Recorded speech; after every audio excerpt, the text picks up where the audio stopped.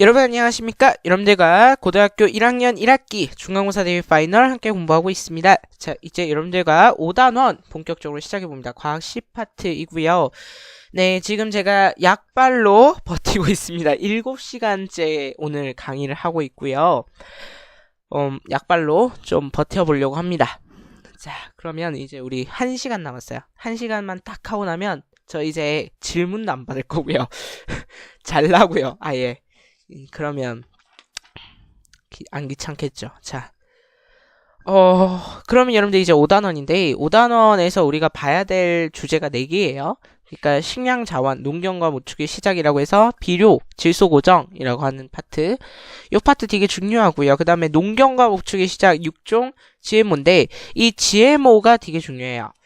그 다음에 생물 다양성, 식품 안정성인데 얘는 그냥 무난하게 공부하셔도 될 것 같고요. 그 다음에 문제 수로 치자면 가장 많은 건 아마 영양과 물질 대사 파트가 되겠죠.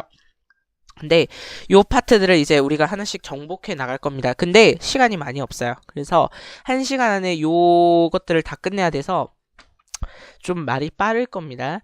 그리고 약간 과학 B 파트보다는 좀 목소리가 좀 높아질 거야. 근데 과학 B 파트 또 들어보니까 마이크 잡음이 심하더라고요. 그래서 마이크를 좀 바꿨는데 알아서 들으시겠죠, 맞죠? 네, 그럼 보도록 하겠습니다. 비료라는 것은 토양의 생산력을 유지하거나 증진하고 작물이 잘 생장할 수 있도록 토양에 인위적으로 투입하는 영양 물질입니다. 가장 중요한 표현, 토양에 인위적으로 공급하는 영양 물질이라는 표현이 가장 중요하겠죠. 네, 그래서 토양에 인위적으로 공급하는 영양 물질인데 왜 필요하냐? 작물을 재배하고 수확할 때 영양 물질이 공급되지 않으면 무기 양분들이 부족하게 되는데 식물은 이 무기 양분을 통해서 영양 물질들 이런 것들을 우리가 이제 필요한 양분들 이런 것들을 합성하게 되거든요. 그래서 비료를 통해서 이러한 것들을 공급해 줘야 되는 거예요. 그래서 비료에서는 식물 생장에 반드시 필요하나 결핍되기 쉬운 것들을 넣어줍니다. 그 대표적인 요소가 인, 질소, 칼륨이 되겠죠. 그래서 인질이 칼로다를 위협하고 있어 식물 생장에 반드시 필요한 성분이라는 겁니다. 그러면 이제 비료의 종류인데요. 요게 중요하죠. 천연 비료와 화학 비료를 구분 지을 수 있으셔야 합니다. 천연 비료의 정의 일단 보도록 하겠습니다. 다른 곳에서 생산된 유기물인 풀이나 거름을 토양에 투입하는 건데요. 일반적으로 풀, 볏짚, 낙엽 이런 것들을 그러니까 식물의 사체인 거죠. 어떻게 보면. 그 다음에 이것을 가축의 배설물과 함께 섞어요. 분뇨와 함께 섞고 그 다음에 얘를 아주 고온에서 발효를 시킵니다. 그래서 발효를 시켜서 만드는 것이 천연비료예요. 그 예로 대표적인 것이 퇴비입니다. 즉 천연비료 하면 앞으로 그냥 퇴비라고 생각하셔도 되겠고요. 그 다음에 이제 화학비료예요. 인위적으로 합성할 수 있어요. 식물 생장에 필요한 성분을 우리가 인위적으로 합성할 수 있다는 겁니다. 그게 바로 화학비료인데 화학비료는 그냥 우리가 일반적인 비료라고 했을 때 화학비료를 가리키는 거죠. 약발은 목은 안 되는군요. 자, 그러면 보도록 하겠습니다. 천연비료인데 발효 과정에서 열을 이용해. 맞죠? 그러면 열이 가열이 되면 그 안에 있던 잡초의 씨앗이라든가 미생물 이런 것들이 줄어들어. 그 다음에 토양에 공기 통로를 만들어줄 수 있는 것도 퇴비가 하는 역할입니다. 그 다음에 토양의 산도를 조절해줘요. 그 다음에 오염물질이 식물로 흡수되는 양도 줄어들어요. 그 다음에 빛이 흡수할 수 있도록 도와주고요. 왜냐하면 천연비료는 까맣거든요. 그래서 빛이 잘 흡수돼요. 그리고 유용한 미생물도 잘 자랄 수 있도록 해줍니다. 그러면 화학비료의 장점 한번 볼게요. 양분을 빠르게 공급시키기 때문에 작물의 생산성을 향상시킵니다. 천연비료는 좀 그러기 어려워요. 그 다음에 퇴비 생산으로 인해서 전염병이 예방되는데요. 얘가 제일 많이 헷갈려요. 그러니까 천연비료, 화학비료를 비교하세요라는 문제가 나오면 제일 많이 틀린 선지가 요 선지예요. 퇴비 생산으로 전염병이 예방될 수 있다라는 건데 아니에요. 퇴비는 오히려 가축의 배설물이라든가 이런 걸 섞어서 만들기 때문에 오히려 전염병의 위험성이 좀 있어요. 그러니까 고온에도 잘 버티는 전염병이 있거든. 그래서 전염병이 예방될 수 있는 건 화학비료입니다. 그다음에 노동력과 시간이 단축될 수 있죠. 그러면 문제가 좀 어렵게 나온다라고 하면 얘를 건들거나 또는 얘를 건드려요. 요런 것들을 건드려. 헷갈릴 만한 거, 여러분들이 잘 안 보는 거, 이런 걸 건드린단 말이야. 아시겠죠? 그래서 요런 것들을 잘 공부하시는 것이 점수 향상에는 좀 도움이 되겠습니다. 넘어갈게요. 다만 이건 제 의견입니다. 그러니까 선생님들마다 다 달라요. 중요하게 생각하시는 부분이. 알겠죠? 저는 이게 중요하다고 생각하고, 그 다음에 천연비료랑 화학비료 계속해서 구분 지을 건데, 단점 볼게요. 천연비료의 단점. 대량 생산이 어려워요. 대량 생산이 안 돼. 왜 그러냐면 얘를 발효시키는 과정에서 어마어마한 열이 필요하고, 그 다음에 어마어마한 가축의 분뇨가 필요하고, 그 다음에 풀과 거름 이런 것들이 필요하기 때문에 대량 생산하기가 정말 어려워요. 그래서 얘는 한 번 생산되는데 5에서 6개월 정도가 걸린대요. 그래서 만들어낸 게 몇천 톤 정도인데, 화학비료는요 하루에도 몇십 톤을 만들어낼 수 있어요. 그렇기 때문에 대량 생산이 가능하다는 장점이 있었죠, 방금 전에. 그래서 노동력과 시간이 많이 필요하다, 천연비료가 되는 겁니다. 그 다음에 전염병 발생 가능성, 이건 얘기했고요. 그 다음에 토양을 산성화시켜요. 그러면 토양을 산성화시키면 뭐가 안 좋냐면요, 병충해에 약해요. 그러니까 얘는 화학적으로 인위적으로 만든 건 좋은데 토양이 산성화가 되어버리면요, 얘네들이 병충해에 잘 건드리지 못해요. 그래서 좀 비실비실해질 수가 있고요. 그 다음에 적조현상이라든가 부영양화가 일어날 수 있는데, 적조현상이란 건요, 바닷물이 빨개지는 거예요. 그게 왜 그러냐면 빨간색 플랑크톤이 바다 위로 올라오는 거거든. 그러면 그 이유가 뭐냐면 부영양화 때문인데, 영양물질이 부자, 뜰부자라는 뜻이거든요. 그래서 이 화학비료가 이렇게 빗물에 쓸려 나가게 되면요, 얘가 강으로 바다로 흘러 들어가게 되면 이게 강과 바다에 영양물질을 공급해줘요. 근데 이걸 누가 좋아하냐면 하필이면 또 플랑크톤이 좋아하거든. 그래서 바닷물이 빨갛게 보이는 현상, 이게 적조현상이죠. 바닷물이 아니라 강물이 빨갛게 보이는 현상, 이게 적조현상이죠. 부영양화죠. 이해되나요?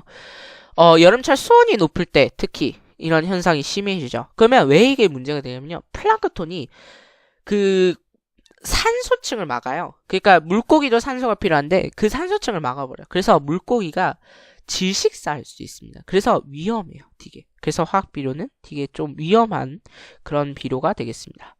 그 다음에 여러분들 넘어가서 질소의 특징인데요. 우리가 이제 질소라고 하는 것에 대해서 좀 볼 거예요. 그러니까 우리가 비료의 3요소 할 때 인질, 칼륨 이렇게 했잖아요. 근데 질소가 되게 중요하거든. 그러면 질소의 특징에 대해서 좀 보려고. 단백질과 핵산의 구성 원소예요. 방금 전에 배웠죠, 우리 과학비에서. 근데 얘가 결핍되게 되면 작물이 생산량이 감소해요. 즉 작물이 잘 안 자라요, 질소가. 왜냐하면 결국에는 질소라는 것은 식물의 세포 속에 핵산도 있고요. 식물은 결국에는 단백질로 구성이 되어 있는 거거든. 이해돼요?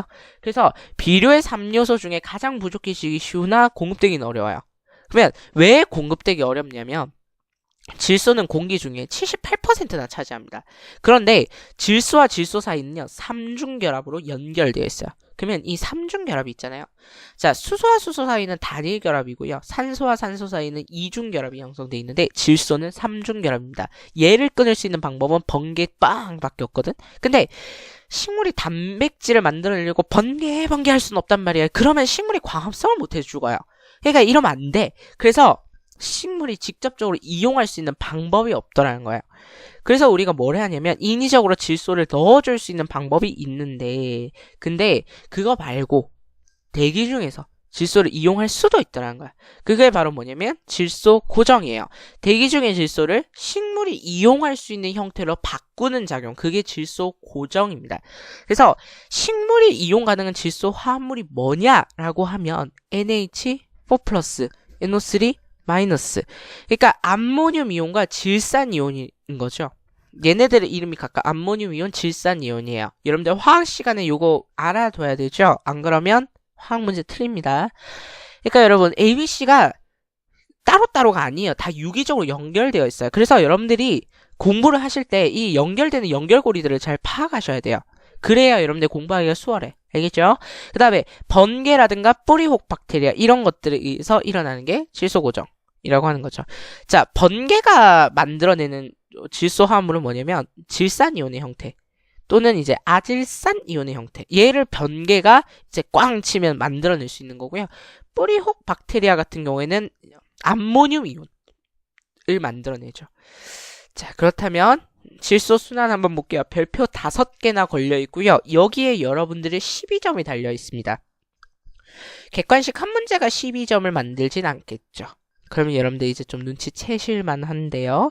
어쨌든 자, 대기 중에 질소가 있습니다. 얘가 근데 좀 더 그림이 자세해요. 근데 여러분들 이게 막 순환을 강조해서 그린 그림이다 보니까 여러분들이 보기에 너무 불편해요. 그래서 얘를 좀 이제 번호 붙여서 보여드리려고 1번이 뭐냐면 요거야.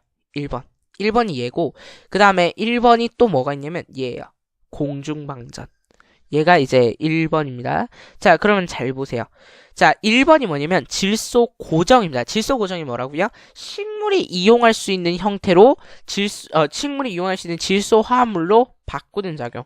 그러면 식물이 이용할 수 있는 질소 화합물이 뭐 있는데요? 암모늄 이온, 질산 이온이 있다 그랬죠? 그러면 이 암모늄 이온으로 바꾸는 것이 뭐라 그랬어요? 뿌리혹 박테리아.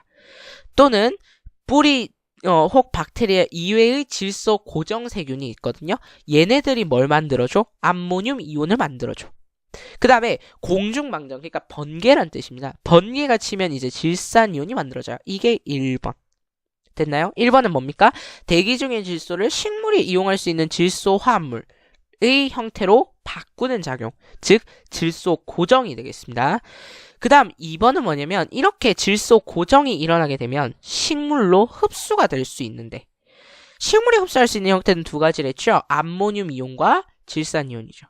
식물이 이걸 흡수합니다. 즉 질산 이온이나 암모늄 이온을 흡수해요. 그래서 뭘 만들어내? 식물 자체에서 단백질을 합성하는 거야. 그러면 이제 이 식물이 누가 먹어? 그렇죠. 식물을 토끼와 같은 초식 동물이 먹죠. 그러면 먹이 사슬에 따라서 식물의 단백질이 동물의 단백질로 이동하는 거야. 그러면 이 동물이 죽으면 사체가 될 수 있겠죠? 또는 동물의 배설물이 있을 수도 있겠네. 식물이 죽어서 사체가 나올 수 있겠네. 즉 배설물이라든가 사체가 얘네들이 누구에 의해서? 분해자에 의해서. 분해자라고 하면 곰팡이 같은 애들. 걔네들에 의해서 다시 암모늄 이온으로 분해됩니다. 그래서 일부는 다시 또 식물로 흡수돼요. 근데 중요한 건 뭐냐면 일부 애들은 질화작용에 의해서 암모늄 이온에서 질산 이온으로 바뀔 수도 있다는 겁니다. 근데 얘는 중요하지 않아. 그러면 뭐가 중요하냐면 마지막이 중요한데요. 얘가 5번입니다. 얘가 5번인데 5번이 중요해요. 뭐냐면 탈질화작용 또는 탈질소작용 둘 다 쓰는 표현이거든요. 뭐냐면 질소한 이온 중에 일부가 탈질소세균에 의해서 탈질화세균에 의해서 다시 질소 기체가 되기도 합니다. 이것이 바로 질소 순환이 되는 거죠. 이해되나요? 네. 그러면 여러분들 질소 순환의 과정 다시 한번 정리해 볼게요. 첫 번째 일단 질소 고정이야. 질소 고정의 뜻이 뭐야? 대기 중인 질소를 식물이 이용할 수 있는 형태인 암모늄 이온이라든가 질산 이온의 형태로 바꾸는 작용. 두 번째 식물로 흡수돼요. 식물은 질산 이온이나 암모늄을 이온을 흡수해서 단백질을 형성하지. 그 다음에 세 번째 식물에서 동물로 이동해. 그 다음에 사체나 배설물을 분해. 그리고 마지막 질산이온의 일부는 탈질화세균에 의해서 질소기체로 돌아가는 탈질화작용이 일어나기도 한다. 그 다음에 과학이야기 하버인데요. 여러분들 하버 보시법이라고 하는 걸 알아주셔야 됩니다. 생명과학의 첫 번째 단원에서 나오는 내용, 화학의 첫 번째 단원에서 나오는 내용이에요. 그래서 여러분 보시면 질소기체와 수소기체를 갖다가 한 500도씨 200기압 정도의 아주 높은 온도 압력에서요. 이거를 합성시키게 되면 뭐가 나오게 되면 암모니아가 나와요. 그래서 여러분들 이 암모니아는 비료에 넣어서 쓸 수 있는 형태거든요. 그래서 이것을 식물이 쓸 수 있도록 했다는 겁니다. 됐죠? 그래서 보시와 함께 대기 중의 질소를 이용해서 암모니아를 합성하게 됩니다. 그래서 이걸 갖다 비료로 만들어서 인류의 식량 그런 자원에 기여하게 돼요. 그래서 노벨 화학상을 수상하게 됩니다. 그 다음에 이제 심화를 좀 볼게요. 이걸 가지고 산화환원의 문제를 내기도 하거든요. 여러분들 형상평가 뒤에 내용이 다 이해가 되죠, 일단. 형상평가 내용이 다 이해가 되는데 이거 하나만 이해가 안 될 거야. 산화환원. 그래서 산화환원을 잠깐만 설명하자면 과학 B에서도 설명하긴 했는데요. 얘가 산화고 얘가 환원이야. 산화부족이랑 환원부족이 있었어. 근데 산화부족이 먼저 이제 전잡총 빠바바바방 수소폭탄 뻥 하고 쏘아요. 그러면 산화부족이 산소폭탄 뻥 하고 쐈잖아. 근데 얘는 2대 맞았는데 1대 맞았지. 환장해요. 그래서 환원부족이 됐어요. 그냥 산화라고 하는 건요, 물질이 산소를 얻거나 전자를 잃거나 수소를 잃는 거예요. 전자 잃고 수소 잃고 산소 얻는 거예요. 환원은 뭐냐면 산소를 잃거나 전자를 얻거나 수소를 얻는 거예요. 그래서 전자 얻고 수소 얻고 산소 잃는 거예요. 됐죠? 요런 식의 것이 산화환원입니다. 그래서 요 그림을 외워두시는 것도 꽤 괜찮죠. 근데 몰라도 문제를 풀 수 있게 구성이 되어 있을 거야 아마. 왜냐하면 이걸 몰라서 못 풀었어요 이러면 교육과정 외에 출제가 되어버리거든. 그래서 얘를 몰라도 풀 수 있게는 되어 있으니까 혹시나 내가 이제 완벽하게 공부하고 싶다 이러면 알면 되죠. 그 다음 이제 여러분들 5-3단원으로 잠시 넘어갈게요. 그 전에 5-2단원 먼저 합시다 우리. 순서대로 하자. 이제 순서대로 좀 하십시다. 자, 그러면 5-2단원 6종 파트 들어갑니다. 6종. 6종의 뜻이 뭐냐면 작물이나 가축의 질과 양을 높이기 위해서 기존의 품종을 개량하거나 새로운 품종을 개발하는 걸 6종이라고 하는데, 6종의 목적이 뭐라고? 작물이나 가축의 질과 양을 높이기 위해서, 많이 생산하고 좋은 걸 생산하기 위해서. 그래서 무슨 짓을 할 수 있냐면 첫 번째, 품종을 개량하거나, 두 번째, 새로운 품종을 개발할 수 있어요. 내가 만들거나 있는 걸 잘 쓰거나 이런 거지. 이해돼? 그게 6종이라는 거야. 그러면 전통적 6종의 방법으로 가겠습니다. 전통적인 6종의 방법은 그러니까 말 그대로 전통적으로 우리가 써왔던 방법이야.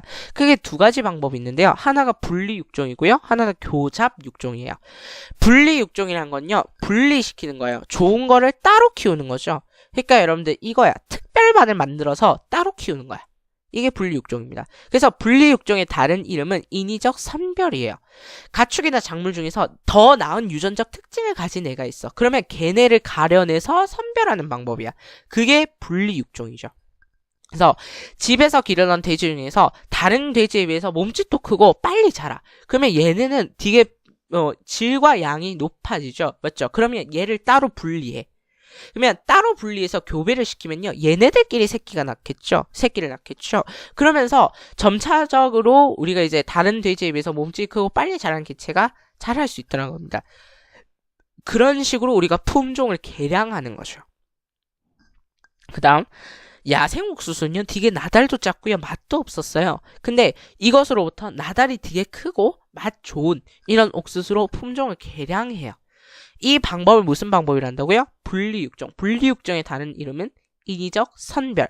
인위적 선별의 다른 이름은 분리 6종. 분리 6종의 다른 이름은 인위적 선별. 인위적 선별의 다른 이름은 분리 6종. 분리 6종의 다른 이름은 인위적 선별. 넘어갈게요. 자, 교잡 6종. 교잡 6종이라고 하는 건 뭐냐면 서로 다른 것들을요, 맺어주는 거예요. 됐죠? 그게 교잡 6종인데 품종이 달라, 종이 달라. 근데 인위적으로 교배를 시켜. 그래서 그 자손 중에서 뛰어난 형질을 가진 개체를 골라내는 거예요. 그래서 여러분들 봐봐. 아까는 분리 6종은 품종이 똑같은 것들이었잖아요. 맞죠? 근데 이 교잡 6종은요, 품종이 달라. 품종이 달라. 하나의 품종은요, 요런 거예요. 병에 약하나 맛이 좋은 품종이 하나 있군요. 병에 강한데 맛이 없는 품종이 있어요. 그래서 얘네들을 교배를 시키면 막 여러 가지 애들이 나올 건데, 그 중에서 병에 약하나 맛도 좋은 게 있을 거고, 병에 강하나 맛이 없는 것도 있을 거고, 병에 약한데 맛도 없는 것도 있을 거고, 맛이 좋은데 병에 강한 것도 있을 거고, 맞죠? 그 중에서 또 선별을 해야 됩니다. 얘도 인위적 선별의 절차를 거쳐야 돼. 병에 강하고 맛이 좋은 개체를 계속 선발해내는 거야. 그러면 여러분들 뭐가 생겨요? 병에 강하고 맛 좋은 품종이 생기죠. 그러니까 여러분들 굳이 얘랑 얘를 구분해야겠다라고 생각할 필요가 없는 거예요. 알겠죠? 비슷합니다. 됐죠? 그래서 여러분들 서로 다른 품종의 벼를 교배해서 나달이 되게 많이 열리는 통일벼를 얻어요.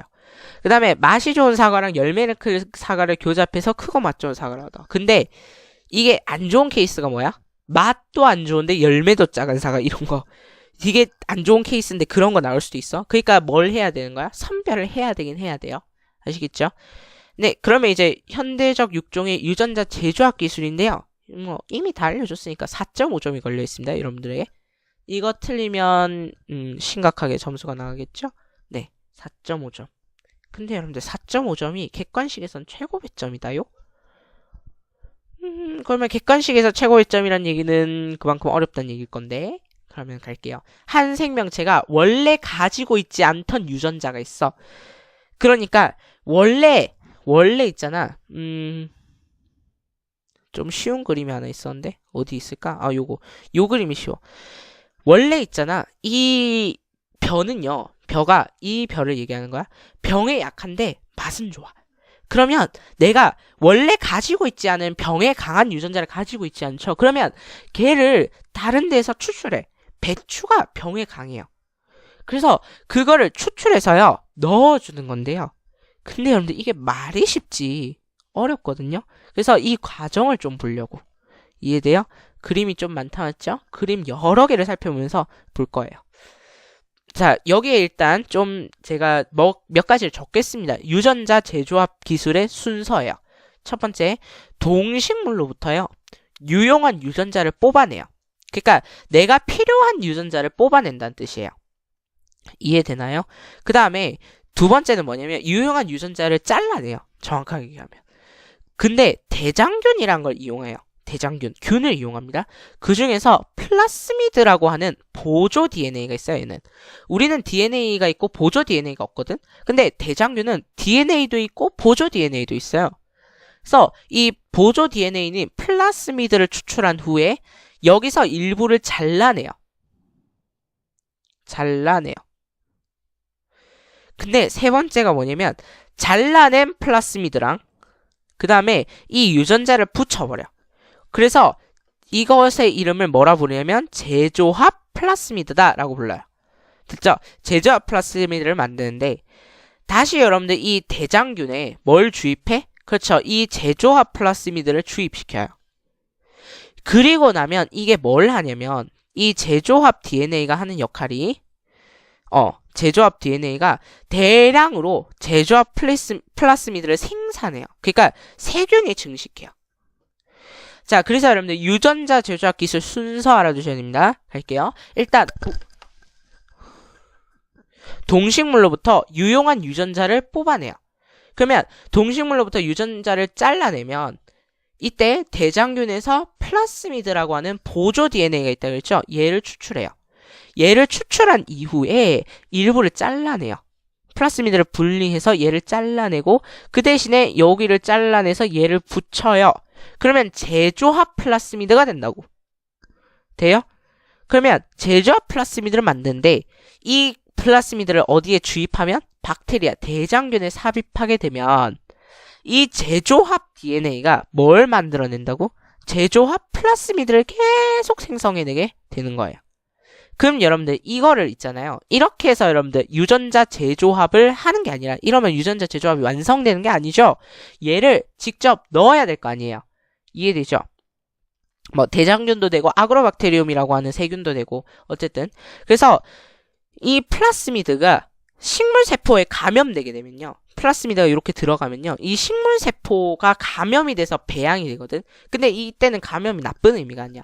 병에 강한 유전자를 넣었다 치면요. 병에 강한 유전자가 계속 복제가 되는 거예요.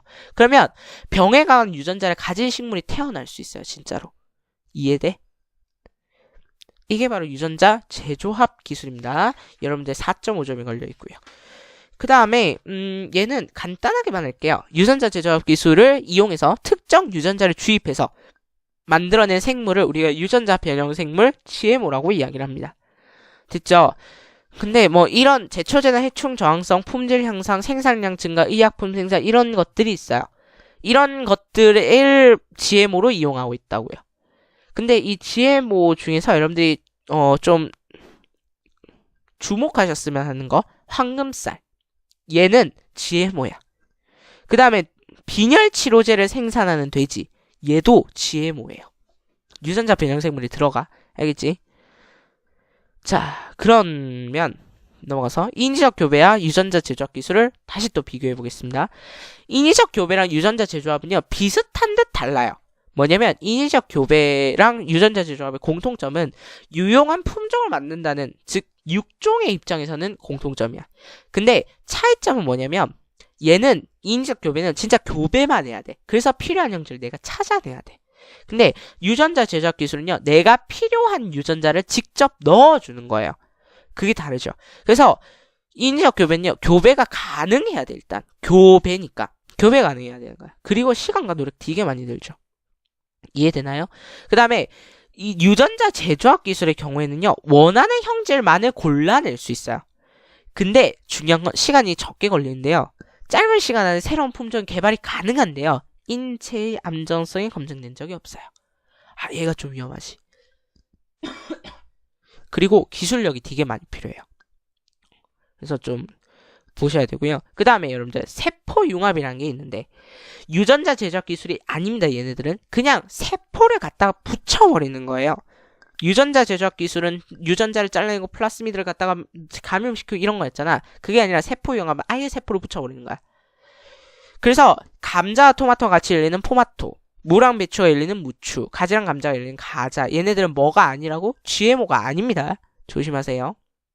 GMO 아니야. 뭐 이런 과정으로 여러분들 세포융합이 된답니다. 보시면 되겠고요.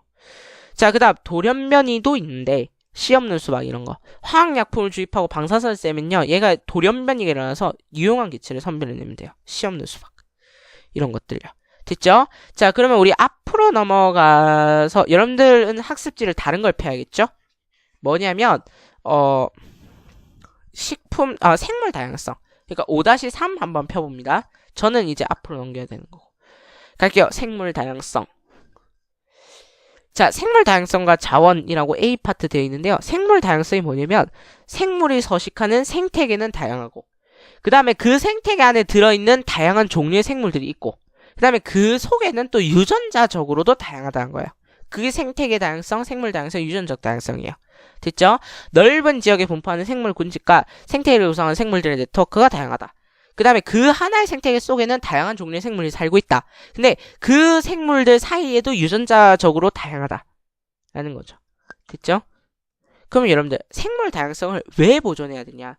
그러면 우리가 윤리적인 차원에서 이걸 접근할 수 있는데요. 그러면 너무 딱딱하잖아.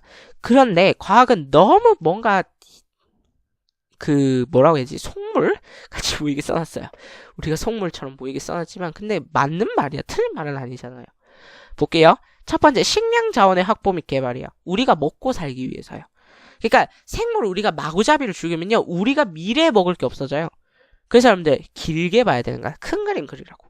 두 번째는 뭐냐면 각종 의약품의 원료가 될 수 있기 때문에. 그래서 여러분들 버드나무에서 추출하는 게 아스피린이고요. 푸른 곰팡이에서 항암제 페니실린, 그리고 개미의 포음산에서 관절염약을 추출하기도 합니다. 의약품의 원료가 될 수도 있다고. 그 다음 세 번째가 뭐냐면 생태계 유지인데, 생물의 종이 다양하고 먹이 그물이 복잡해야 생태계가 유지되더라는 거야. 그래서 여러분 요거 한번 볼게요. 여러분들이 학습지에 있는 그림과 꽤 비슷한데요. 네, 꽤 비슷한데 완전 똑같다는 건 아니고 꽤 비슷한데요. 생태계 A랑 생태계 B가 있어. 지금 보시면요, 생태계 A는 풀, 메뚜기, 개구리, 뱀, 이거 해석 어떻게 하는지 알죠? 메뚜기가 풀을 먹고 개구리가 메뚜기를 먹고 뱀이 개구리를 먹고 이런 거예요. 그러면 얘는 뭐라 부르냐면 먹이 사슬이라 불러요. 근데 여러분들 지금 풀을 뜯어먹는 애가 누구 있어? 사슴토끼, 들쥐, 메뚜기. 다양하죠? 그러니까 하나의 개체를 먹는 애들이 다양하고요. 그 다음에 하나의 개체가 다양한 애들을 먹을 수 있어요. 이걸 뭐라 그러냐면 먹이 그물이에요. 먹이 사슬이 아주 복잡하게 얽혀 있는 거거든. 근데 지금 봐봐요. 먹이 사슬의 문제점은 뭐냐면 만약에 메뚜기가 죽었다 칩시다. 메뚜기가 죽어요? 그러면 풀은 엄청 많아져요. 메뚜기가 없기 때문에. 근데 반면에 개구리들 먹을 게 없어서 죽어요. 뱀도 먹을 게 없어서 죽어요. 다 죽어. 이렇게 되면 풀만 엉성해지는 거야. 이게 먹이 사슬의 문제점이야. 그 다음에 먹이 그물은요, 뭐가 좋냐면 봐봐. 들쥐가 죽었다 쳐요. 그러면 들쥐를 먹고 살았던 올빼미가 있죠. 아, 근데 올빼미는 또 다른 거 먹을 수 있겠죠? 아, 들쥐 하면 안 되겠다. 자, 토끼가 죽었다 칩시다. 그러면 토끼를 먹었던 애가 누구 있어? 호랑이, 뱀, 매. 얘네들이 토끼를 먹죠? 근데 여러분들 봐봐. 토끼가 죽어도요, 호랑이 뭐 먹으면 돼? 사슴 먹으면 돼. 맞지? 뱀은 들쥐 먹어도 돼. 개구리 먹어도 돼. 매는 뱀 먹어도 돼. 개구리 먹어도 돼. 그러니까 여러분들 한 종이 사라진다는 아주 극단적인 상황에서도 그 다른 포식자는 다른 종을 먹고 살 수 있어요. 그래서 먹이 그물에선 생태계가 멸종하지 않죠. 잘 잘 멸종되지 않고요. 그 다음에 여러분들 생물 다양성이 감소하는데 그 원인이 무엇에 있냐면 첫 번째 서식지 파괴. 그러니까 아마존 열대우림이 대부분의 생물들이 살고 있는 그런 서식지거든요. 근데 그 서식지가 파괴되다 보니까 생물 다양성이 감소해요. 그 다음에 외래종이 도입되면서 원래 여러분들 낚시를 즐기기 위해서 베스와 같은 물고기를 풀었단 말이야. 그럼 풀었어요 어쨌든. 그 다음에 맛있다고 해서 황소개구리 이런 애들을 잡았단 말이에요. 근데 얘네가 막 도망을 치고 막 하수구로 빠져나오고 이러면서 바다로 이게 다 유입이 된 거예요. 근데 얘네들 미친 듯이 잡아왔죠. 황소개구리, 뱀도 잡아먹습니다. 베스, 막 포식자가 다 포식자예요 얘네들. 그래서 이러면서 외래종이 도입되면서 생물 다양성이 또 감소했어요. 천적이 없다 보니까. 그 다음에 무분별한 남획, 마구잡이로 잡다라는 거죠.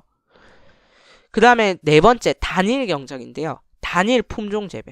그러니까 품종 하나만 재배하면요 유전적 다양성이 감소해요. 그러면 병충해 한번 돌면요 싹 다 죽습니다.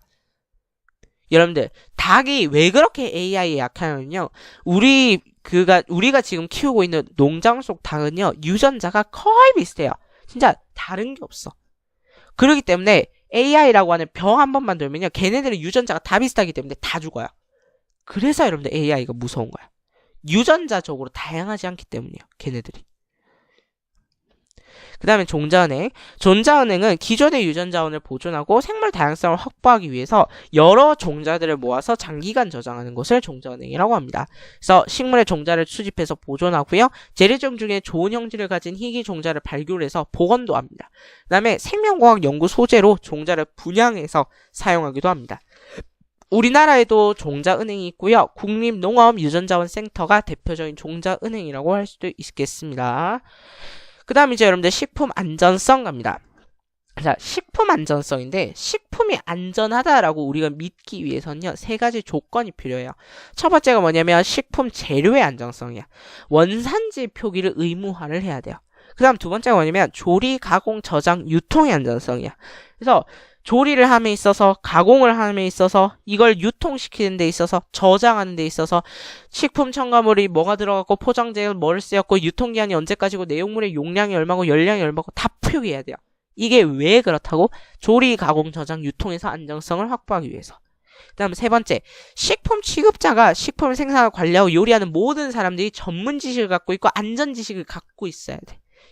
식품 취급자가 썩었으면 우리가 안전한 음식을 먹을 수가 없는 거죠. 맞죠? 그럼 여러분들 식품 안전성을 위협하는 요소가 뭐가 있냐면 첫 번째가 병원성 미생물에 감염되는 거야. 그러니까 대표적으로 병원성 미생물의 뜻이 뭐냐면 병을 일으키는 원인이 되는 미생물이야. 그러니까 식중독이라든가 기생충 이런 게 대표적인 병원성 미생물이거든. 그래서 이런 걸 먹으면요 식중독에 걸리고 기생충에 감염이 되겠죠. 그 다음 두 번째가 식품 첨가물인데요. 식품 첨가물은 식품을 안전하게 보관하기 위한 방법이면서도요. 얘를 너무 많이 사용하면 인체에 피해가 오게 되죠. 그 다음에 여러분들 세 번째가 환경오염 물질인데 중금속, 농약 이런 유해 물질이 남아있으면 우리가 식품을 안전하게 먹을 수가 없겠죠. 그 다음 네 번째 GMO 식품인데 여러분들 얘는 아직 안정성이 입증되지 않아요. 너무 논란이 많아. 그래서 일단 우리나라에서는요. 유전자 제조합 식품이 3% 이상 남아있을 시 섞여있는 게 아니라 남아있으면 반드시 GMO 식품을 표시하도록 돼 있어요. 근데 GMO 식품 표시해봤자 별로 그렇게 크게 신경 안 써요 우리가. 맞죠? 그 다음 여러분들 안전한 식품 보관법 8가지가 있는데 얘가 아마 중요하지 않을까 싶어요. 그러면 하나하나 꼼꼼히 살펴볼게요. 여러분들 학습지 2페이지 보면서 같이 따라옵시다. 발효라는 건요. 젖산 발효 이런 것들인데요. 이 젖산이 만들어지게 되면요. 산이잖아요. 산. 그러면 식품의 pH가 낮아져야 높아져요? 낮아지죠. 당연히 낮아지는 거야. 그러면서 미생물들은요. 그러니까 약간 중성적인 환경을 좋아해요. 염기적인 환경. 근데 산이 엄청 높으면 미생물의 번식이 억제돼요. 그래서 여러분들 위는 염산이 분배되는 이유가요. 미생물 이런 것들이 그러니까 위에서 음식이 썩으면 안 되잖아. 맞지? 그래서 미생물의 번식을 억제하기 위해서입니다. 이해되죠? 그 다음 건조. 건조는 수분을 제거하는 거예요. 미생물은 수분을 좋아하는데 그것을 번식을 억제하는 거죠. 세 번째가 통조림. 멸균을 해버리는 거예요. 그래서 밀폐 용기에 넣는 거죠. 그 다음에 여러분들 염장, 당장. 염에 절이거나 당에 절이는 것은 소금이나 설탕에 절인다는 것을 의미합니다. 그러면 여러분들 삼투압 현상에 의해서요. 식물 세포 내부의 수분이 빠져나가게 됩니다. 왜냐하면 밖에가 고농도니까 농도를 맞춰주기 위해서 이 세포 속에 수분이 빠져나가요. 그러면서 미생물이 번식이 억제되는 거야. 그 다음에 냉장, 냉동, 식품의 온도를 낮춰주는 거죠. 그러면서 미생물의 번식이라든가 물질 대사가 억제되는 거죠. 그 다음에 질소 충전. 질소를 충전하면요. 산소와 접촉을 막아주기 때문에 산패되는 걸 막습니다. 또 그 다음에 과자에 질소 충전을 하게 되면 내용물이 부서지지 않겠죠.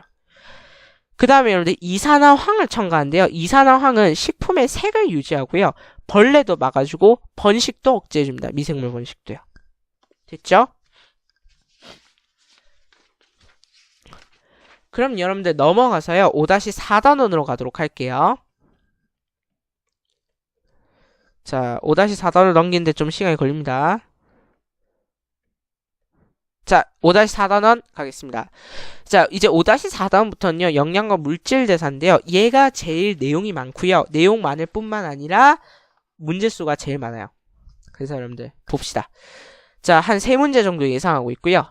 일단 영양과 영양소라는 뜻을 일단 구분해 볼게요.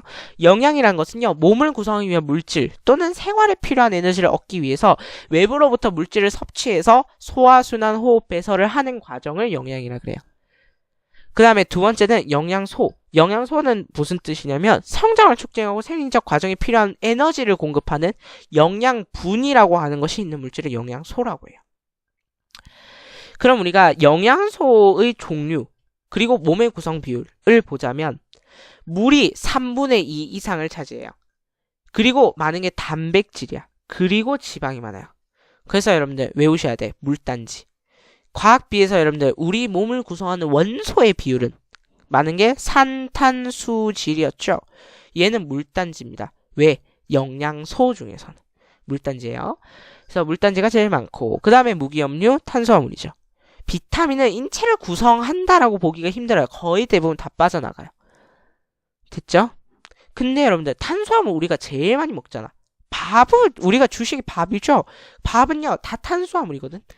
근데 우리는 탄수화물이 남아있는 게 0.6%밖에 없어. 그러면 이 탄수화물 누가 도둑질을 한 거야? 그쵸. 에너지를 내는 데 사용했어요. 우리가. 제가 지금 말하고 있는 것조차도 여러분들 탄수화물을 쓰고 있는 겁니다. 아시겠죠? 네. 그러면 이제 여러분들 주 영양소부터 가겠습니다. 주 영양소의 특징은 일단 에너지원으로 사용돼요. 두 번째, 우리 몸을 구성해요. 됐죠? 그럼 여러분들 봐봐. 탄수화물의 구성원소는 탄소, 수소, 산소다 맞죠? 뭔가 빨간색 표시가 돼 있다 맞지? 그 다음에 기본 단위는 단당류예요. 포도당으로 구성이 돼 있어. 그 다음에 탄수화물은 주된 에너지원이야. 그람당 4kcal.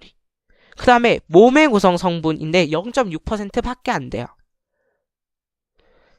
왜 그렇다고? 대부분 에너지원으로 사용하고 우리가 탄수화물 안 쓰죠. 그러면 몸에서는 지방으로 다 바꿔버려요. 그래서 피부 밑에 저장해. 그걸 우리가 피하지방이라고 하고요. 여러분들이나 저나 뱃살이 있죠. 그 이유가 여러분들 탄수화물 때문이란 겁니다. 그 다음에 이 탄수화물 들어가 있는 식품 말 안 해도 알죠. 곡류, 빵, 떡 이런 거요. 그 다음에 여러분들 탄수화물의 종류 한번 보도록 하겠습니다. 얘를 좀 아셔야 되는데요. 여러분들 빨간색 표시가 돼 있네. 어머. 자 그러면 단당류. 단당류에 뭐가 있냐면 포도당, 과당, 갈락토스 이런 게 있어요. 포도당은 여러분들 화학식도 알아야 되죠. C6, H12, O6 눈 감고도 쓸 수 있어야 돼 얘들아. 그 다음에 다당류는 과학비에서도 설명했어요. 녹말, 글리코젠, 셀룰로스.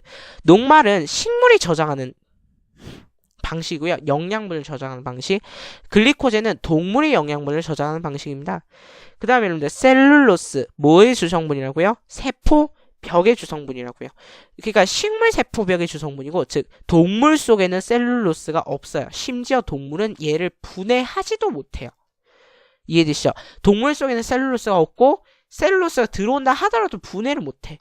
이해되지? 그러면 먹은 만큼 다 나온다는 뜻이에요. 그 다음에 여러분들 이당류 중에서 여러분들 엿당 좀 알아주셨으면 좋겠습니다. 엿당. 포도당과 포도당이 결합되면 엿당이 만들어져요. 그 다음에 설탕 여러분들 포도당과 과당이 결합하면 설탕이 만들어지거든요. 그건 좀 알아주셨으면 좋겠어. 여러분들 외우라는 게 많지. 외워야 돼. 미안해. 단백질. 단백질은요, 여러분들 일단 CHON까지만 배웠잖아. 화학을 포함한 단백질도 있어요. 그다음 단백질의 기본 단위는 아미노산이죠. 여러분들 아미노산 그림 한번 그려볼까요? 탄소 옆에 NH2 아미노기 붙어 있고 옆에 COOH 카복식이 붙어 있고 수소 곁가지에 따라서 아미노산의 종류가 결정되는데 아미노산은 20종류가 있다. 됐죠? 알고 계셔야 돼요. 그 다음에 여러분들 아미노산과 아미노산 간의 결합 무슨 결합? 펩타이드 결합. 펩타이드 결합은 탈수 축합 중합 반응이라고 이야기했죠. 네, 과합이 다시 정리했습니다. 에너지원으로 사용되고요. 그람당 4kcal인데 최후의 보루입니다. 얘는 잘 쓰지 않아요. 왜냐하면 근육이라든가 털 이런 걸 구성해야 되는 몸의 주요 구성 성분이거든. 그리고 세포막도 구성해야 돼요. 효소도 구성해야 되고요. 호르몬도 구성해야 되고요. 항체도 구성해야 되고요. 헤모글로빈도 구성해야 돼요. 할 일 되게 많지. 근데 한가로이 에너지원으로 쓰이고 있을 때가 아니란 거야. 얘는. 이해돼? 그 다음에 생리작용을 조절해요. 그러니까 기관이나 조직의 작용이라든가 화학 반응을 조절해줘요. 그 역할을 하는 게 뭐냐면 호르몬이야. 호르몬 사실은. 효소라든가. 그 다음에 여러분들 이 단백질이 들어가 있는 식품은 살코기, 생선, 우유, 콩, 계란 이런 거예요. 돼지고기 이러면 안 됩니다. 단백질 많이 들어있는 식품에. 왜? 돼지고기 중에 살코기가 단백질이 많은 거거든. 이해돼요? 그 다음에 여러분들 단백질의 종류가 20여 종이 아니고요. 오해할라. 아미노산의 종류가 20여 종이야. 그러면 이 아미노산의 배열이라든가 순서라든가 이런 거에 따라서 단백질이 한 수백만 수천만 가지가 결정이 될 수 있어요. 되죠? 그 다음에 여러분들 필수 아미노산인데 그 20여 종의 아미노산 중에서요. 인체에서 합성되지 않는 아미노산이 있습니다. 걔네들을 우리가 필수 아미노산이라고요. 얘네는 반드시 음식물로 섭취해야 돼요. 됐죠? 넘어가서 지방. 자, 지방의 구성원소는요. 탄소, 수소, 산소입니다. 그 다음에 기본 단위는 지방산과 모노글리세리드인데요. 모노글리세리드가 뭐냐면 글리세롤 한 분자에 지방산 하나 꽂아져 있는 거. 근데 알 필요는 없습니다. 정확하게요. 그 다음에 에너지원으로 사용되는데 가장 많은 에너지를 낼 수 있어요. 그람당 9kcal. 근데 여러분들 지방에서 조심해야 될 게 뭐냐면 그람당 9kcal를 금방금방 사용할 수 있는 형태가 아니에요. 그러니까 몸이 장기간 저장할 수 있는 형태가 지방이야. 근데 탄수화물은 이에 비해서 몸이 단기간 저장할 수 있어요. 그럼 여러분들 경기 직전에 선수가 에너지를 보충해야 돼요. 그러면 탄수화물을 먹는 게 나아? 지방을 먹는 게 나아? 그치, 당연히 탄수화물을 먹는 거야. 왜? 지방은 몸이 장기간 저장한 거니까 먹는다고 바로바로 쓰지 않아요. 얘는 그러니까 최후의 보루야. 어떻게 보면. 그러니까 탄수화물로 일단 다 쓰고 나서 그 다음에 지방을 태우거든요. 그 다음에 지방을 태워요. 그러니까 지방은 웬만해서는 잘 안 쓰요. 알겠죠? 그 다음에 여러분들 지방을 쓴다는 것 자체가요. 엄청난 육체적인 노동이야. 알지? 지방 잘 안 쓰려고 그래. 몸에서는. 그 다음 몸의 구성 성분이고요. 13% 3위나 차지합니다. 그 다음에 피하에 저장돼서 체온 유지의 기능이 있습니다. 그래서 대부분의 지방은 체온 유지의 기능이 있고 그 다음에 돼지, 비계, 버터, 견과류 이런 데 지방이 많죠. 그럼 여러분들 생선, 특히 고등어, 지방이 많게요? 단백질이 많게요? 지방이 많아요. 은근 고등어, 생선이 지방이 많아요. 됐지? 근데 지방이 막 그렇게 나쁜 지방은 아닙니다. 여러분은. 근데 많이 먹으면 물론 지방이니까 안 좋죠. 자, 그러면 지방의 종류 한번 볼게요. 지방의 종류는요. 지금 제가 보여드리는 그림이 답니다. 인지질, 지방산과 글리세롤, 스테로이드. 여러분들 과학 B에서 공부하셨죠? 그러면 이제 볼게요. 인지질. 인과 이제 지방산 두 개로 구성이 되어 있고요. 얘네들은 이제 요 부분이 친수성, 요 부분이 소수성. 그래서 이게 뭘 구성한다고요? 세포막을 구성한다고요. 넘어가서 지방산과 글리세롤. 지방산과 글리세롤은요, 여러분들 글리세롤에 지방산 3개 붙어 있는 거. 얘 이름이 뭐라고? 중성지방. 됐지? 자, 이 중성지방이 뭐 포화불포화돼 있는데 그거는 신경 안 쓰셔도 돼요. 그 다음에 스테로이드. 육각형에 오각형 붙어 있는 구조다라고 설명드렸죠. 그 중에서 대표적인 것이 프로게스테론. 이런 게 대표적인 스테로이드입니다. 그러니까 이거는 호르몬 중에서 지방 호르몬이라는 거지. 돼요? 자, 그렇다면 여러분들 학습지 넘기셔서 2페이지로 갑니다. 부영양소. 자, 부영양소는요. 에너지원으로 사용되지 않아요. 그러나 몸을 구성할 수도 있고요. 생리작용을 조절할 수도 있어요. 그럼 여러분들 봐봐. 비타민은요, 적은 양으로 생리작용을 조절해요. 우리 몸의 구성 성분이라고 얘기하기는 좀 애매해요. 적은 양으로 근데 생리작용을 조절하거든. 그래서 비타민은 뭘 도와주냐면 효소를 도와줘요. 여러분들, 그러면 비타민을 아주 어렵게 내는 방법이 뭐냐면 효소가 아니라 호르몬 이렇게 넣어버리면 어려운 문제가 돼버려요. 그러니까 여러분들 효소의 기능을 돕는다. 이제 여러분들 좀 지엽적으로 보는 눈도 갖고 계셔야 돼요. 효소의 기능을 돕는다. 물질 대사를 촉진하는 거야. 효소가 결국에 하는 이 물질 대사, 동화, 이화 작용이거든. 부족하면 결핍증 생기고요. 자, 그래서 여러분들 그림으로 외워둡시다. 결핍증. 자, 눈이 안 보여요. 비타민 A가 부족해요.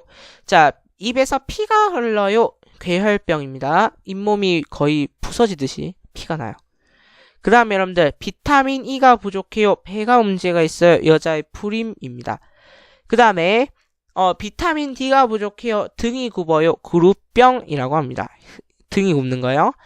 그 다음에 비타민 B가 부족해요. 다리가 부어요. 각기병이라고 부릅니다. 종합병원이죠.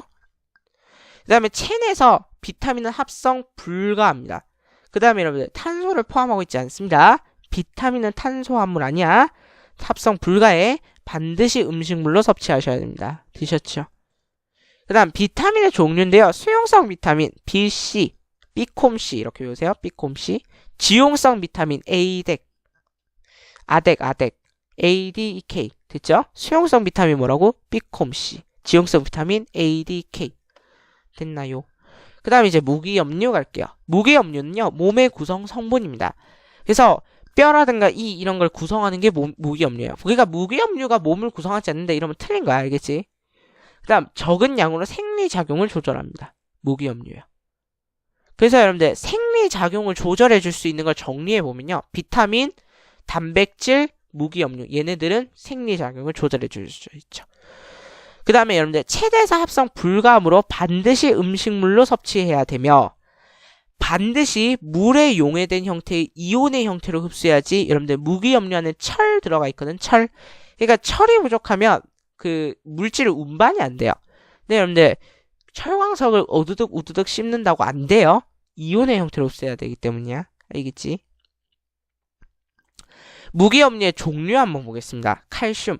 칼슘은요, 뼈나 이의 성분이에요. 그러면서도 근육 수축이라든가 혈액 응고에도 관여해요. 칼슘이 되게 하는 역할이 많아요. 그 다음 나트륨이라든가 칼륨은 세포막에서 단백질 물질 수송하는 데 관여해요. 그리고 자극에 반응하는 데도 관여해요. 그래서 여러분들 일단 학습지에 있는 것만 알아봅시다. 세포막에서 단백질이 물질 수송하는 데 관여할 수 있고요. 그 다음에 철의 그 경우에는요, 헤모글로빈의 성분이에요. 철이 부족하면 여러분들 빈혈이 생기거든요. 왜냐하면 헤모글로빈이 세포로 산소를 전달하는데 산소가 부족해지게 되면 여러분들 빈혈이 오게 되는 거죠. 그 다음에 아이오딘은 갑상샘 H의 성분이라고 합니다. 넘어갈게요. 뼈, 핵산, ATP 얘네는 전부 다 인의 구성 성분으로 갖고 있습니다. 인을 구성 성분으로 가져요. 됐죠? 그 다음에 이제 물은 몸의 구성 비율 중 가장 높아요. 체액, 우리 몸 안에 들어있는 모든 액체는 체액의 주성분은 물이에요. 그 다음 얘는 용해성이 커요. 그래서 대부분의 물질을 녹일 수 있어요. 그래서 여러 영양소를 운반하기 유리해요. 그 다음에 노폐물 같은 거를 체외로 배설할 때요, 물과 함께 배설돼요. 오줌이라든가 땀이라든가. 그 다음에 여러분들 비열과 기화열이 커요. 이 말은 무슨 말이냐면 온도가 잘 변하지 않는다는 얘기예요. 그래서 체온 조절에 유리해요. 그 다음에 체내 화학 반응의 매개체예요. 즉 모든 화학 반응은 물을 매개로 해서 일어나더란 거예요. 됐나요? 그 다음 이제 여러분들 영양소에 대해서는 다 배웠어. 그럼 이제 물질 대사입니다. 물질 대사라는 건 뭐냐면 생물체 내에서 일어나는 물질의 합성과 분해야. 생물체 내에서 일어나는 모든 물질의 합성과 분해는 다 뭐라고? 물질 대사라고. 그러면 반드시 뭐가 필요하냐면 효소가 필요해. 그리고 반드시 에너지의 출입이 일어나게 돼 있습니다. 에너지가 들락날락 거리게 돼 있다는 거죠. 그 다음에 자, 물질 대사의 종류에 두 가지가 있는데요. 동화작용과 이화작용. 됐죠? 물질 대사를 쉽게 표현하면 이거예요. 어떤 물질이 내 몸속에 들어와서 일으키는 변화예요. 그게 물질 대사야. 근데 그 반응을 두 가지로 요약하자면 합성과 분해라는 거지. 반드시 효소가 필요하고 에너지의 출입이 반드시 일어나게 있습니다.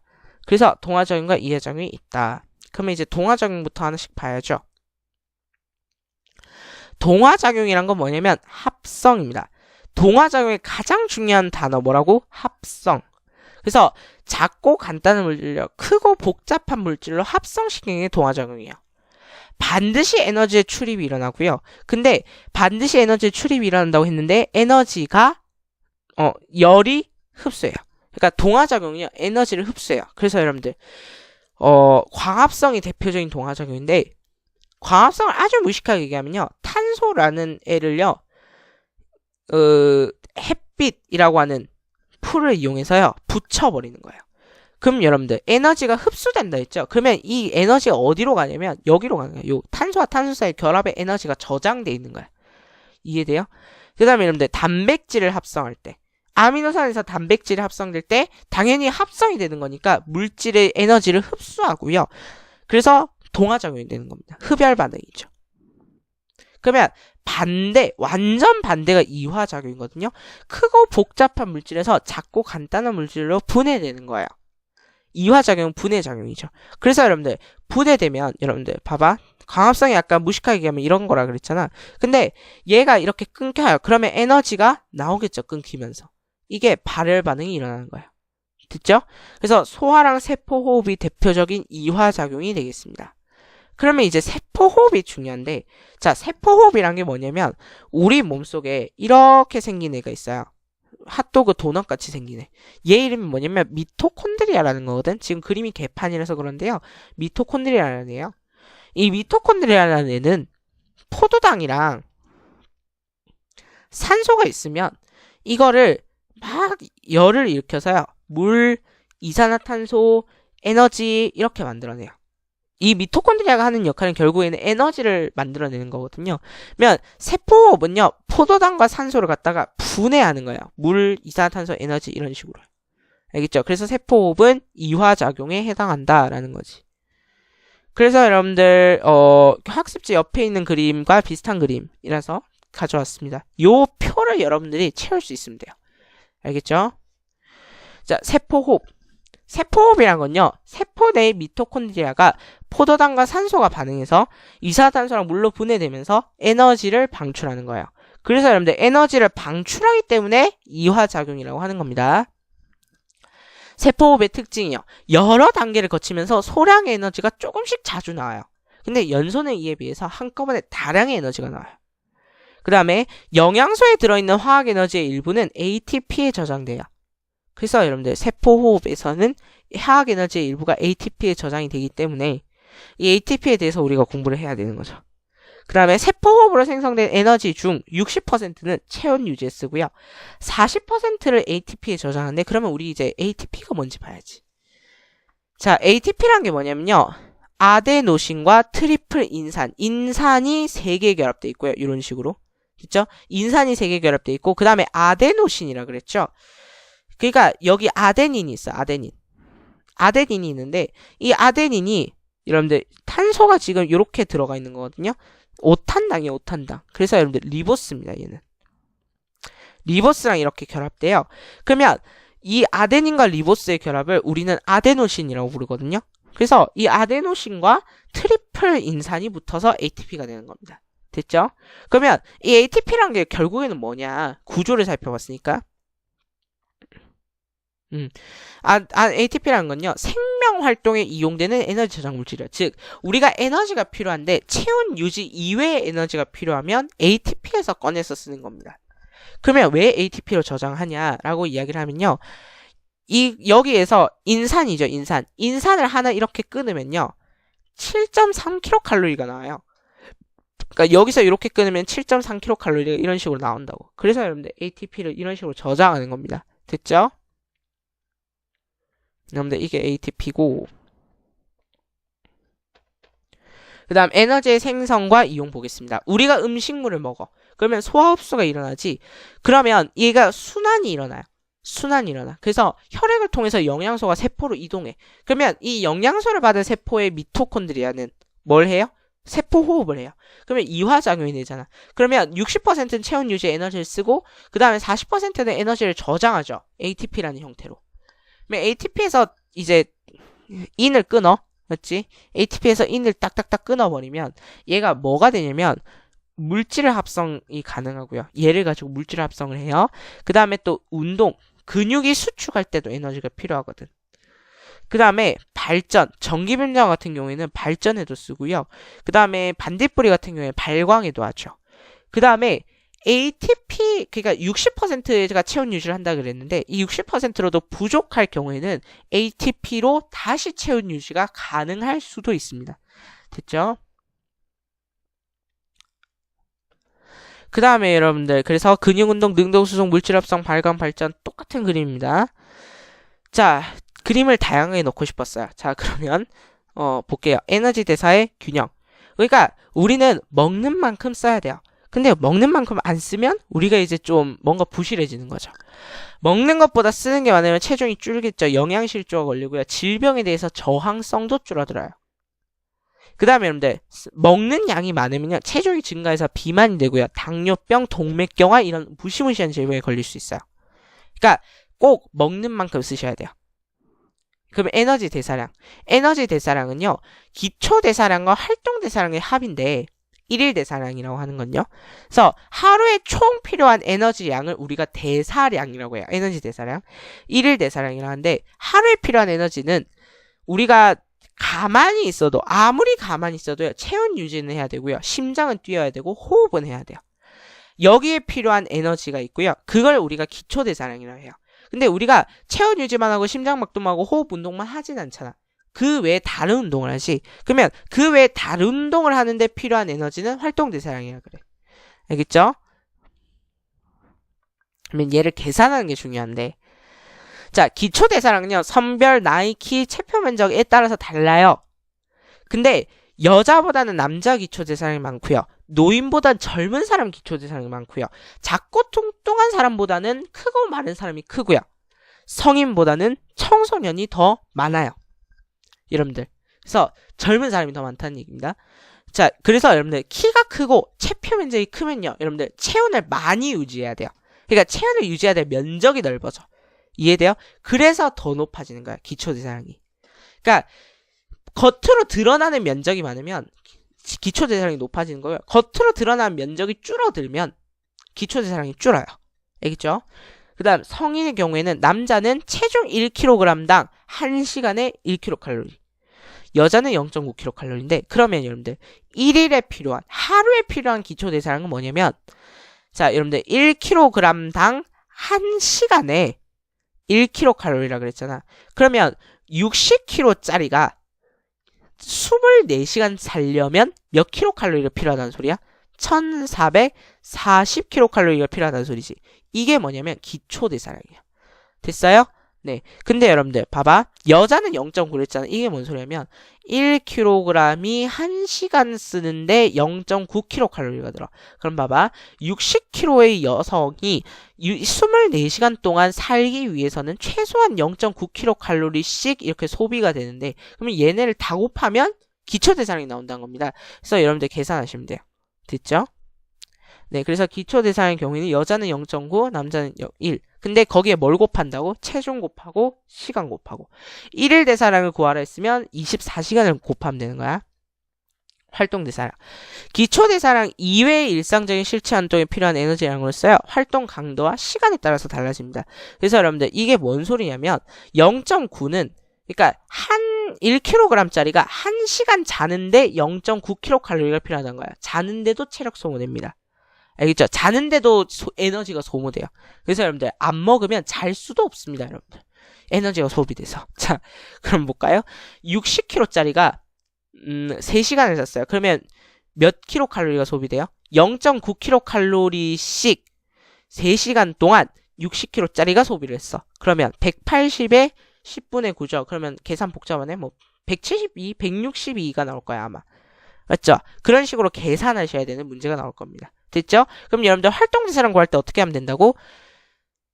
체중 곱하기 그거 한 시간 곱하기 나와 있는 숫자 됐죠? 그러면 정리합니다. 1대사량 계산하기 기초대사량 더하기 활동대사량이야. 기초대사량만 계산해놓고 답 찍지 말고 활동대사량만 계산하고 답 찍지 마. 몸무게 곱하기 시간 곱하기 남자는 1 여자는 0.9 활동대사량의 경우에는 몸무게 곱하기 시간 곱하기 그 활동을 하는데 필요한 숫자 표에 있는 숫자 예를 들어서 수면은 0.5 산책은 1.7 이런 식으로 계산하시면 됩니다. 됐죠? 네, 그래서 여러분들 다 끝났고요. 그럼 질문이 좀 많이 들어온 거 중심으로 약간만 문제풀이를 좀 할게요. 문제의 여러분들 선지 하나하나 꼼꼼히 살펴보시기 바랄게요. 왜냐하면 걔네가 섞이면 문제가 어려워지는 거니까. 여러분들 5-1단원의 문제 한번 볼게요. 5-1단원의 문제. 5-1단원의 문제에서 여러분들 인, 질소, 칼륨 이런 비료의 3요소는 무기양분이야, 유기양분이야? 무기양분입니다. 조심하세요. 그 다음에 여러분들 비료는 많이 투입할수록 좋다. 적당히 투입하자. 적당히 투입하자. 뭐든지 적당히가 제일 좋아. 그 다음에 조심하셔야 될 게 단백질의 기본 단위는 아미노산, DNA, RNA의 기본 단위는 뉴클레오타이드 조심하셔야 돼요.